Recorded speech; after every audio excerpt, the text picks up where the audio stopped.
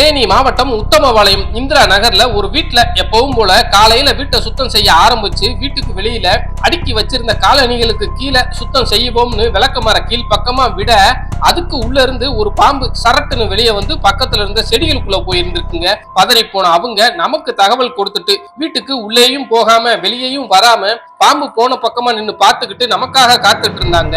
உடனே நம்ம வீரர்கள் அவங்க பாம்பு போனதா சொன்ன அந்த இடம் முழுவதும் தேட ஆரம்பிச்சு அங்க இருந்த பூந்தொட்டிகள், செடிகள், கொடிகள் எல்லாத்தையும் விலக்கி பார்த்தும், மழைநீர் சேகரிப்பு தொட்டியை திறந்து பார்த்தும், வீட்டோட முன்பக்கம், பின்பக்கம், பக்கவாட்டு பக்கங்கள்னு சுற்றி சுற்றி தேடி பார்த்தும், இறுதியா அந்த காலனிகள் வச்சிருந்த இடம் முழுவதும் அலசி பார்த்தும் பாம்பு எங்கேயுமே இருக்கிற மாதிரியே தெரியலங்க. சரின்னு அவங்க வீட்டை ஒட்டினாப்புல இருந்த காலி இடத்த ஒரு தடவை சும்மா தேடி பார்த்துருவோம்னு அப்படியே சுத்தி பார்க்க அங்க ஒரு இடத்துல 2-3 கல்லு ஒட்டுனாப்புல கிடந்துச்சுங்க.